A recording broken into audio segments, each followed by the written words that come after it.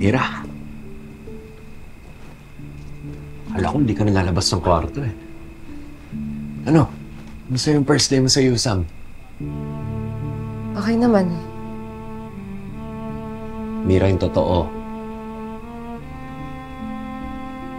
Naalala mo ba yung grupo ng mga pasaway dun sa bundok? Yung mga ayaw bumaba? Yung dalawang babaeng umaway sa'yo sa salon? May kasama yun, di ba? Yung tatlong lalaki? Oo, sila. Nag-aaral pala sila sa USAM. Sila nag-aaral ngayon. May tawag nga sa kanila eh. Crazy Five.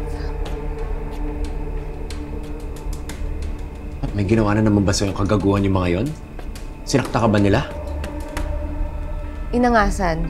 Pero, yaan mo na, Lek.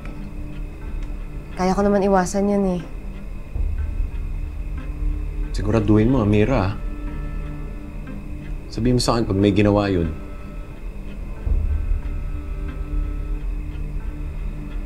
Si Rose pala. May bago ng trabaho. Si ate? Nasabi pala niya na ayaw na niya magtatrabaho sa burger stand, no? Ano, may trabaho na siya pero panggabi. Sana okay siya ron. Kasi ako, Amira, tagal ko na sa Maynila. Eh, hanggang ngayon, hindi pa rin ako sanay. Ano ba yung galawan ng mga tao dito, no? Like, nag-survive tayo sa bundok, di ba? Kaya dapat dito, araw-araw lumalaban tayo. Adyo lang tayo ng adyo hanggang maabot natin yung tuktok. Para hindi tayo naiiwan ng iba. Di ba? Ano? Adyo.